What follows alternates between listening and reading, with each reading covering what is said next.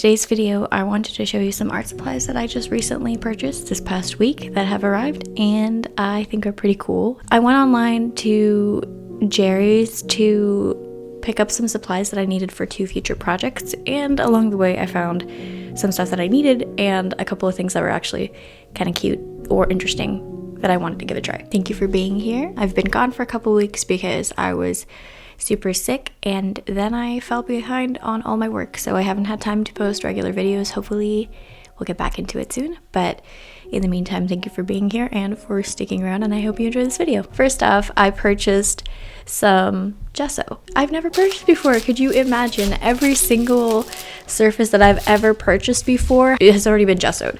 Panels and canvases, and so I've never had to purchase it. But I am in my dining room right now, as you can see. It's not the official reveal, and that video has not been up yet. But there's one final piece of artwork that I want to create for this room. I think I'm gonna make a video on. It's gonna be sort of a DIY, like $1,000 abstract artwork for my home for under $100.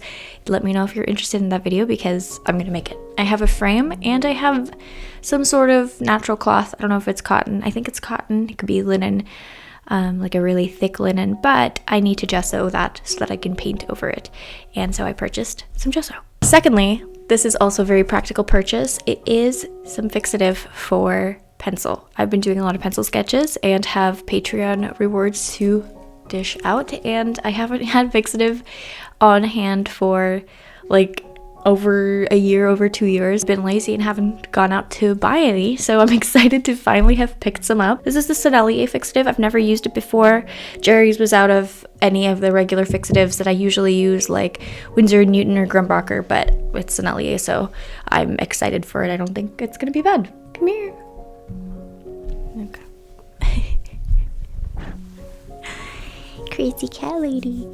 Mode commence. The next thing that I purchased is matte varnish for a project that is coming this next week. It's a spray varnish because I like spray varnishes more than ones that you brush on because there's no brush strokes. I can use this matte varnish for the big painting DIY thing. Next off, I bought a Posca pen for the project that is coming this next week.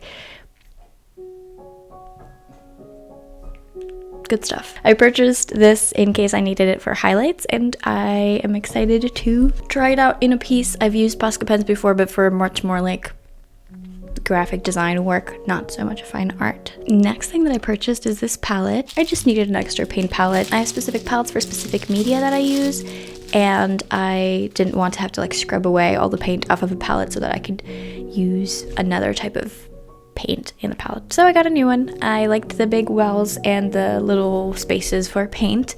I'm going to be using it with acrylic gouache, so I'm not sure I'm going to be using all the tiny little spaces. Palette selection on Jerry's was limited. They had a huge sale going, which is nice. I was happy with this one. I can use it for watercolors. In the meantime, I'm going to be using it for acrylic gouache, which is the next thing that I purchased. I've tried out acrylic gouache in the past couple weeks ago using the Mosseri and Sibylline collab. She included her own curated color palette collection of Holbein gouache paints, and I loved them. However, I didn't love all of the colors that she included just because the color palettes that she has for her pieces are very different from mine.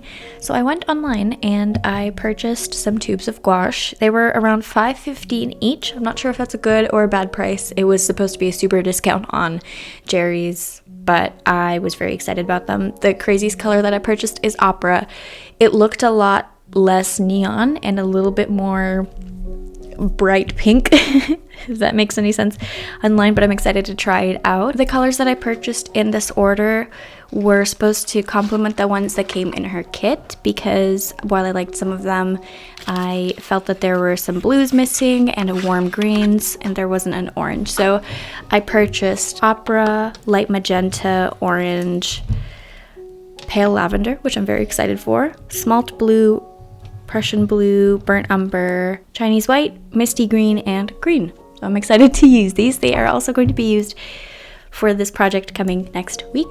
So all good things. You're getting a sneak peek at the supplies that I'm using for this project that's different.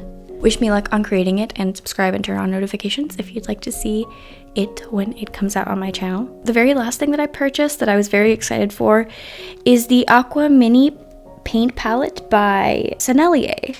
8 half pans, and it was around $25, I think, which is a lot for a mini palette, but it is Sennelier. I never tried Sennelier paints. I was looking at their tubes, and I think one day I want to try out their tube paints, but for now, I saw this palette. I thought it was really cute, especially with a small paintbrush, and I thought it would make for a fun video testing out such a tiny product because it's so cute and small and compact. So it could be a great travel palette, or maybe the paints are amazing and it's just a good condensed palette. We'll see. I'm not sure, but that video will be coming along as well. Thank you so much for watching. Let me know if you're interested in any of the videos coming up, or if there are any other art supplies that you would like me to try out. I'm very excited to paint some traditional pieces, but until next time, thank you so much for watching, and I hope you have a great week. I will talk to you guys in my next video. Bye.